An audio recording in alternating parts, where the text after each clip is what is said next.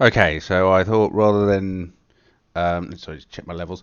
Um, Rather than moaning, what about all the cool stuff, right? Because I don't want to be a downer. There's a lot to really like about this program. So I thought, well, let's actually just do a project, a thing that I actually want to make, you know, in reality, as opposed to like some game asset or something, right? So this is like I wanted to make a 360 GoPro rig, and they seem to stop making them at version 4. I guess Insta360 came out, and it's like, oh, they've got the consumer thing. No one's gonna want to have a cube of GoPro cameras past version 4, right? They'll just go out and buy the Insta360 thing. And there's a certain, I won't go too much into it, but so if you get a GoPro 7 and you get 6 of them, if you're lucky, you might be able to get one on eBay for like £250 or something, which is a lot of money. So 900 quid for 6 GoPro cameras, as opposed to the Insta360 sort of professional option, which is I think about 2 grand or thereabouts, right? And they have 2 versions of that. So it's a sort of balancing act between the Insta360. Is it worth doing a GoPro Cube with the latest cameras? I mean, if you'd like use the 10 or 11 or something, you're talking 350, 400 quid a camera or something. So yeah, already like 1800 quid if you were to use GoPro 10s, and that's close to the 2 grand of the Insta360 thing. So anyway, but I just thought, well, I want to see. I want to get a 360 lat long at 12K, 12,000 pixels across 360 image, and you just don't get. I yeah, I'm not sure that the latest Insta360 camera goes up to. I mean, the professional one I think does, but the consumer one doesn't. So this is why. It's like I want to make a three. It's like I got a 3D printer, buy some older GoPros at a cheap price. And so anyway, that's sort of what I want to make, right? So what do I want to make? And I initially built the this frame that goes round the squareness of anything past GoPro 5 is when they introduced the square viewfinder thing as opposed to the circular one of the older GoPro 4s. So with a bit of modifications, maybe this work will cross the whole, from GoPro 5 onwards. But this is made specifically for the GoPro 7, so sort of, which is like a £150 camera. So 6 though, it's just like balancing act. So I thought, well, let's see if I can just show you what I'm trying to make, rather than bitch and bone about, oh, I wish it was like this or wish I was like that. It's just like, let's just, well, what have I got? How can I make it work? At the more kind of positive way of working, as opposed to, I was trying to give constructive criticism, but if that's failed to come across, I'll just go about like, well, what am I trying to make? Let's just use a thing, right? As opposed to as making mechs or ray guns or some other thing for a game asset. I'm thinking, I want to make this thing a physical product. So is it Shift G for group? I forget about the let's just type in the little dots thing. I would like to know what the shortcut is for that, which is like, in Nuke, tab, in Houdini, I think it's tab as well, everyone seems to be gravitating to this, like, how can you just explore all the functions? So Control G is what I want. So Control G. So we'll go with that. So great. Okay, and then we want to duplicate. So I think that's Shift D if I remember correctly. So select the group. Shift D. Oh no, it has to select the whole thing. I'll do a drag select. There we go. That seems to work. Control D. No, we don't seem to have the camera there. I want to get the camera too. So Control D. Shift D. Sorry. And then we've got a duplicate, but we need to group that. So that's Control G. So yeah, Control D. So then we have another group that hopefully I can just and then it says R. Hang on, why is that not? Am I being an idiot? Oh, we need to see it, don't we? So although the group selected, I'm getting into my moany whiny mode. It's like, why doesn't this thing work? Okay, I was trying to be all positive. Anyway, let's try and stay on the positive thing. Select the two things in the group, rotate around the z-axis 90 degrees, right? And then OK, and then rotate that around the y-axis 90 degrees. You'll start to see how this all sort of comes together, hopefully. And then we want to move it, so G. And I've yet to try and explore the snaps, so or the alignments or stuff. So I'm just going to manually go manual, just to try and see. I mean, there's probably snaps like select this face and snap it to that. So there's sort of two fundamental things I think in CAD, which is kind of important. Is the first is sort of being able to put in dimensions, dimensionally accurate, quickly. And then the next one is how do you snap stuff together quickly? And I'm not even going to bother trying to explore that. I'm sure it's available, but that's a very important feature. So after the dimensions, doing that quickly, it's then how do you snap things together so you get the accuracy that you want. And like I said, I'm not going to try and even explore that because it's just like I just want to show what I'm trying to make, right? Which is, that's the whole point of drawings, right? It's because there's this whole idea like, oh, I want to make something, it's in my mind. Well, that's, if you're trying to share that with someone who's making the part for you, it's not about what's in your mind. It's how you communicate that in the drawing or in CAD, ones and zeros to the 3D printer or the CAM, the CNC router or whatever, right? So anyway, let's try Control D? So was it Shift D? Oh no, what am I doing? Well, it's just like it's best to show the pain points I'm having as a new user, and I'm very inexperienced in. I mean, there's obviously other people who've been messing around with this for ages and think it's great, and there's a lot to like, and I am liking it a lot. Although my previous videos might come across otherwise, I'm just nitpicking. So I'm just going to use. Like I said, I need to find out what the shortcut for this because this is great. I think all programs should have this. And when you look at Photoshop doesn't have it. When you look at Maya doesn't have it. But when you look at Houdini, you look at Nuke, you look at Unreal, they've got it. I don't know if they've got it in Unity, but this is how you onboard new users. And it's great. It shows the shortcuts as well. So anyway, duplicate Shift D. Right, that's what I want. So Shift D. Okay, we've got a new one then, and we want to rotate that. So R like Blender in the Z-axis, 180 degrees. Okay, great. So I mean, I need to explore. Like I say, I need to explore the snapping. I'm not going to do that in this video. Snapping is obviously. Oh, let's just undo that.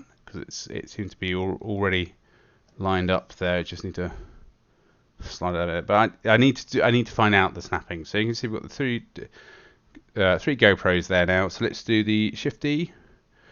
Although it's within the same group, it'd be good if we could duplicate groups. This is what I'm. Maybe there's a way of doing that. But anyway, let's just carry on as like as a new user who's trying to see how intuitive the program is, and I do have a lot of baggage. Right? Obviously, you've watched the previous videos. I have baggage, and it's sort of a thing of like, as long as I always feel, it's not a general thing. I always feel that as long as the oops, I'm moving in the wrong axis now. As long as the company making the product or a collective making the application or whatever is has the user's interest at the best of as sort of front and center as it were, but there's a sort of thing of like, well, that's great on the individual level, but if you're running a company you want to have the boss as the kind of you're satisfying the boss's needs, and this is where all my kind of, I guess, bias comes in. Is that there sort of comes a point where, depending on what scale the project is, anyway, let's just scale of it is, software that works at small scale might not work at large scale and vice versa. So if you're like an indie using industrial scale software, let's say something like Maya, might not be the best choice. But then if you're a massive games company trying to find artists, go and try and find Blender artists for massive games. It's the opposite problem. So the right tool for the job, right? And because I'm working more in a kind of independent capacity as a sort of sole trader, applications that are more focused around the user experience as opposed to how can I find staff who've all been trained in Maya at the universities, right? I need to it's a different use case. So I think it's important to separate, and you can obviously see the appeal. If you're a graduate and you want to get into computer graphics, let's say for games or something, it's like, well, you want to be employable, so you want to be attractive to these large companies, right? Which is one option. So you would go the Maya route. But if you wanted to go the indie route, that's a bad idea altogether because the software is expensive, and you can't. It's best to grow a company as opposed to spend loads of money and be in debt and then try and make it all back. So that's it's taken me probably 20 years to realise that. I mean, that might be obvious to most people. But that's the thing. It's like if you want to go and work for I don't know, BAE Systems or something, or Rolls-Royce or General Electric or something, using the same CAD program they're using would make a lot of sense, right? Whether that be, I don't know, if it's like Onshape or is it Siemens NX or whatever, right? But I'm not. But that's not what large amount of YouTube videos is not about talking to industry. It's talking about individuals trying to make their way in the world, as it were. And so it always makes me slightly chuckle when the this is turning very preachy. Let me just shut up and get on with doing what I'm trying to do. So let's rotate that on the y-axis 90 degrees, and then rotate it on the z-axis. Right, okay, we need to enter it. Rotate on the z-axis 90 degrees, or 180 degrees even. Oops. 180 degrees. Oops. Okay. Rotate z-axis 180 degrees. Okay. One thing I'm finding is that unfortunately I use this is, I guess, the edge cases, right? I'm using a tablet as opposed to a mouse, so I don't have the wheel function. There is the scroll wheel thing for the Wacom tablets, which is the wheelie mouse thing, but I don't use that feature. So I wish they could. I have I can make my pen have three middle mouse button, right mouse button, left mouse button, middle mouse button. I can do that, but I can't seem to do the wheelie thing. So unfortunately, the zoom thing, I always have to resort back to the mouse, which is always a little bit annoying. But anyway, and then we'll do the Shift D, and we'll rotate that in the y-axis. Oops, what am I doing?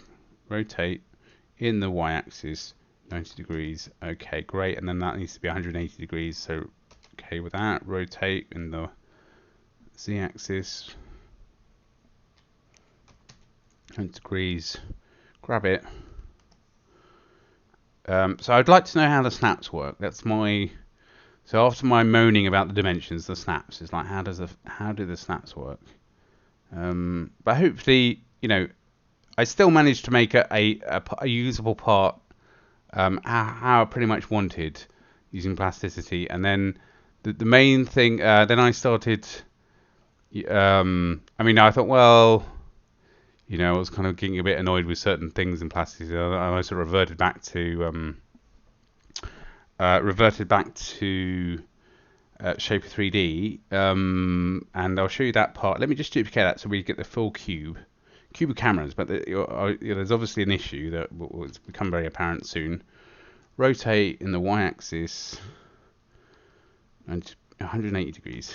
Okay, and grab that. So, I mean, I feel like it can work quite quickly in this program, which is what you want. I just like to say, it's the snapping thing is going to be the next, after the dimension thing, the next elephant in the room is like, do I like the snapping? But I thought, let's not worry about that. Let's be all, let's be positive about stuff. So now I'm going to import the step file that I made in Shaper 3D. I managed to get step file out of this, great.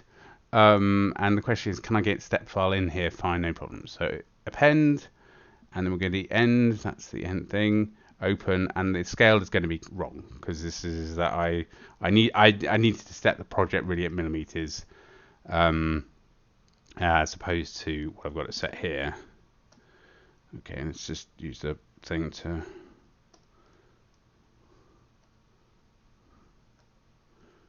Why can't I? Okay, I've got that selected.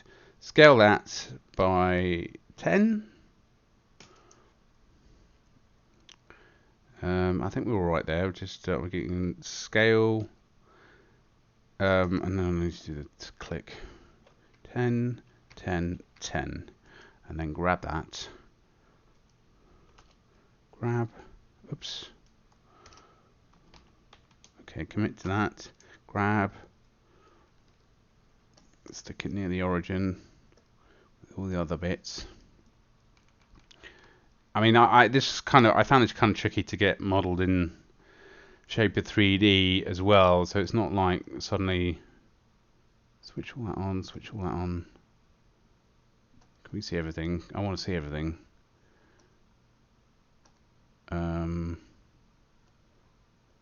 Why is that? I just took the little eyes thing. I don't know quite why it's sort of its own thing.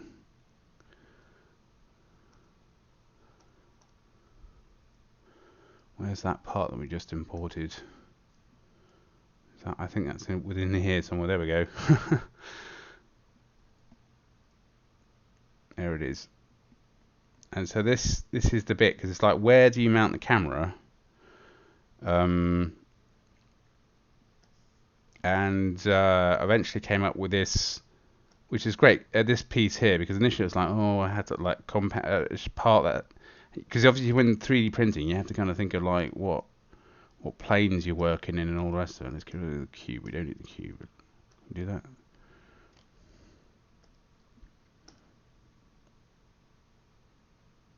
It's kind of freaking out.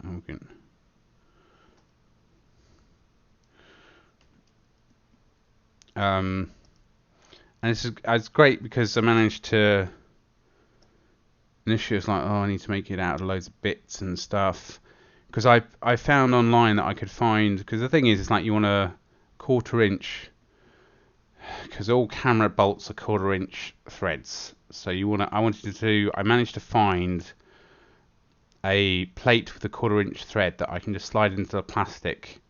It's like a plastic, like a threaded insert, if you like, into the 3D print. So then I have a way of mounting that onto a 1/4 inch thread tripod or whatever. But that's what I've been trying to make. I will. What's going on here? Oh, we've got the. Okay. I've got the other camera in there for some reason. The other side. Grab. I didn't enter the. Press return on the thing. Right. But I just thought, rather than moaning, and being a downer on everything, just trying to show what I'm really liking, and that's what I'm trying to make. I've been sort of back and forth between Shaper 3D and Plasticity, and the step thing seems to work. I mean, yes, the scales are a bit off. We've got this camera up here. That needs to move down as well. So I need to get more familiar with the groups thing, how that all works, and also the snaps. Those are sort of the things that I kind of need to figure out. Just watch someone else's tutorial. But yeah, snaps. So dimensions was the first thing. Snaps is the second thing. Was that there was a third thing? But yeah. So anyway, that's my little video. Sorry for if it's a bit ranty in places. But that's what I mean. This is what I'm trying to make, and I've made it. I'll insert the picture into the video, just so you can see that I'm not trying to make a computer game asset. I'm trying to make an actual product, or a thing that I need that doesn't exist, which is the whole kind of purpose of the CAD thing, right? Okay, that's it.